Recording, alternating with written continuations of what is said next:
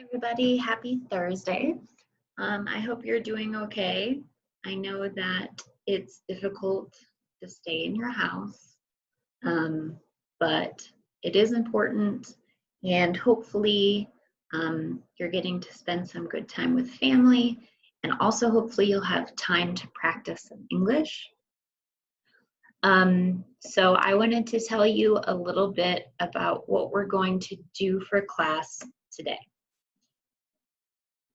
So, all right, well, that's not what I wanted you to see. Let's go here.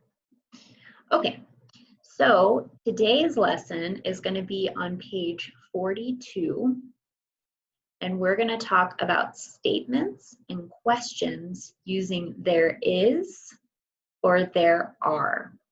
So if you notice here in the grammar note, it's talking about a thing or things in a place.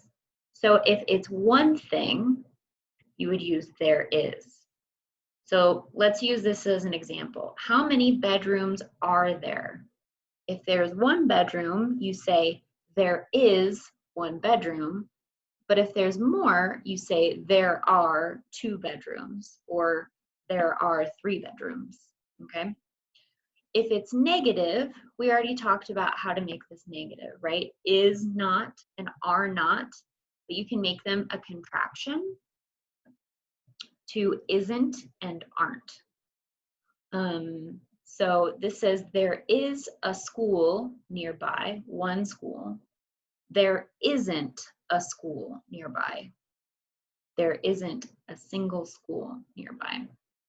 Now, if you're asking a question, you just flip there and the verb, okay? So instead of there is a school, you say, is there a school? Are there some stores? And then remember we talked about short answers and long answers. The short answer is yes, there is, or no, there isn't. Or yes, there are, no, there aren't. Okay?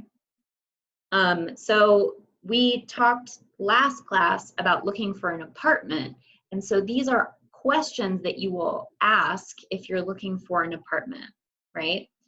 Are there restaurants nearby? How many bedrooms are there? For people with kids, is there a school nearby? Is there a daycare nearby? So these are all common questions that you would ask when you're looking for an apartment. But you can use them in all contexts, okay? So I could say like, have you ever had like an insect or like a mouse in your house? And you freak out and you're like, there is a mouse in my house, okay?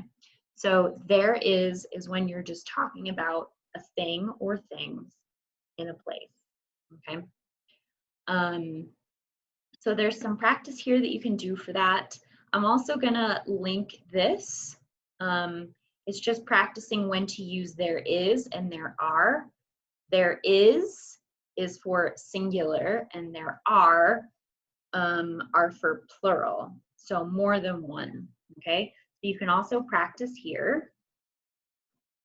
There's some practice down here.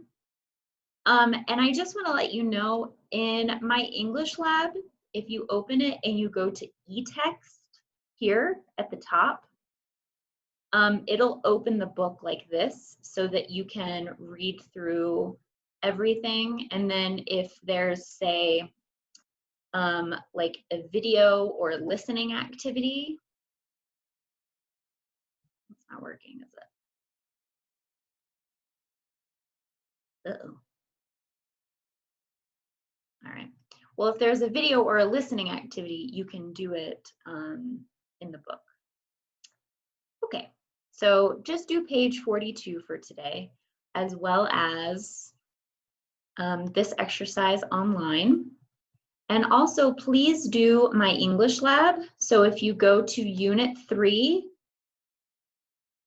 Lesson 9 and 10, Lesson 9 is about there is or there are, and Lesson 10 is about leaving a phone message, which we'll talk about more on Monday, okay? Also, if you haven't joined Duolingo, my Duolingo class, please do that. I know a lot of you have Duolingo already, but you can still join my class, okay? So if I invite students, I'll share this link. Type in this code here, WPQDDY, okay? If you already have an account, you can join a class by typing this code in, and then you'll be part of my class.